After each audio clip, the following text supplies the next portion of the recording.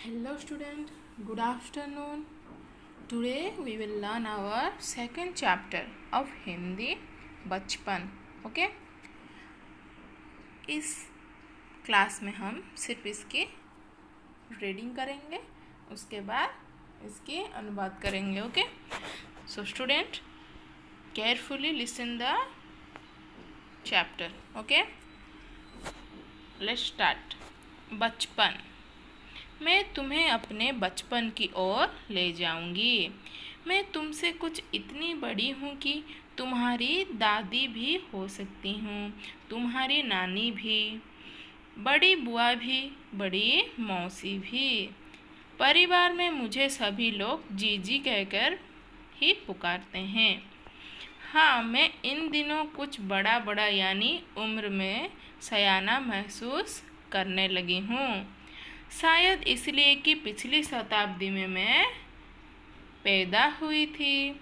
मेरे पहनने ओढ़ने में भी काफ़ी बदलाव आए हैं. पहले मैं रंग बिरंगे कपड़े पहनती रही हूँ, नीला, जामुनी, ग्रे, काला, चॉकलेटी.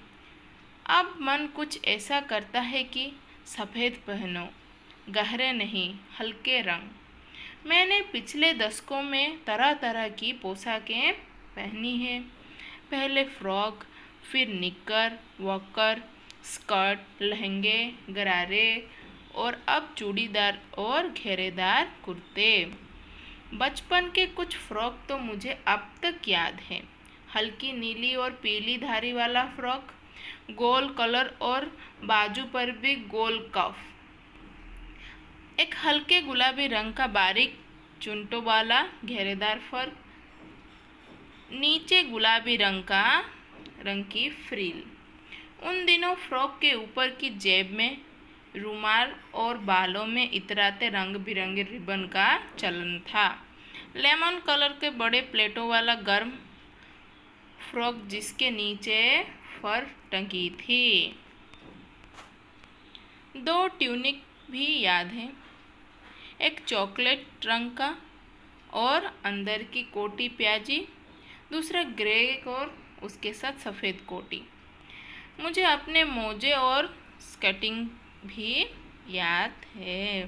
बचपन में हमें अपने मोजे खुद धोने पड़ते थे. वह नौकर या नौकरानी का नहीं दिए जा सकते थे, इसकी सख्त मनाही थी. हम बच्चे इतवार की सुबह इसी में लगाते. धो लेने के बाद अपने अपने जूते पॉलिश करके चमकाते. जब जूते कपड़े या ब्रश से रगड़ते तो पॉलिश की चमक उभरने लगती. सर्वर, मुझे आज भी बूट पॉलिश करना अच्छा लगता है. हालांकि अब नई नई किस्म के शू आ चुके हैं. कहना होगा कि ये पहले से कहीं ज़्यादा आरामदेह है. हमें जब नए जूते मिलते उसके साथ ही छालों का इलाज शुरू हो जाता. जब कभी लंबी सैर पर निकलते अपने पास रुई जरूर रखते. जूता लगा तो रुई मोजे के अंदर.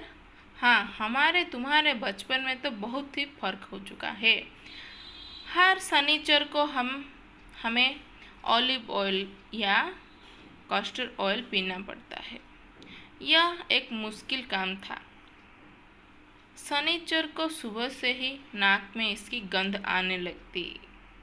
छोटे शीशे के ग्लास जिन पर ठीक खुराक के लिए निशान पड़े रहते, उन्हें देखते ही मितली होने लगती. मुझे आज भी लगता है कि अगर हम न भी पीते वो शनिवारी दवा तो कुछ ज़्यादा बिगड़ने वाला नहीं था. सेहत ठीक ही रहती. तुम्हें बताऊंगी कि हमारे समय और तुम्हारे समय में कितनी दूरी हो चुकी है. यहाँ तक कि बचपन की दिलचस्पियाँ भी बदल गई हैं. याद रहे उन दिनों कुछ घरों में ग्रामोफोन थे, रेडियो और टेलीविज़न नहीं थे. हमारे बचपन की कुल्फ़ी आइसक्रीम हो गई है, कचौड़ी समोसा पेटीज में बदल गया है, शहतूत और फ्लावर से और खसखस के शरबत कोक पेप्सी में. उन दिनों कोक नहीं, लेमन विम्टो मिलती थी. शिमला और नई दिल्ली में बड़े हुए बच्चों को बेंगर्स और डेबिको रेस्तरां की चॉकलेट और पेस्ट्री मज़ा देने वाली होती। हम भाई बहनों को ड्यूटी लगती शिमला मॉल से ब्राउन ब्रेड लाने की। हमारा घर मॉल से ज़्यादा दूर नहीं था। एक छोटी सी चढ़ाई और गिरजा मैदान पहुंच जाते। वहां से एक उतराई उतरते और मॉल पर कन्फेक्शनरी काउंटर पर तरह तरह की पेस्ट्री और चॉकलेट की खुशबू मनभावनी। हमें हफ्ते में एक बार चॉकलेट खरीदने की छूट थी। सबसे ज़्यादा मेरे पास ही चॉकलेट टॉफ़ी का स्टॉक रहता। मैं चॉकलेट लेकर खड़े खड़े भी न खाती, घर लौटकर साइड बोर्ड पर रख देती है और रात के खाने के बाद बिस्तर में लेटकर मज़े ले खाती। शिमला के काफल भी बहुत याद आते हैं, खट्टे मीठे, कुछ एकदम लाल, कुछ गुलाबी, रसभरी कसमल सोचकर ही मुंह में पानी भर आए। चेस्टनट एक और गजब की चीज़, आग पर भुने जाते और फिर छिलके उतारकर मुंह में। चने जोर गरम और अनारदाने का चूर्ण। हाँ, चने जोर गरम की पुड़िया जो तब थी वो अब भी नजर आती है। पुराने कागजों से बनाई हुई इस पुड़िया में निरा हाथ का कमाल है। नीचे से तिरछी लपेटते हुए ऊपर से इतनी चौड़ी कि चने आसानी से हथेली पर पहुंच जाए।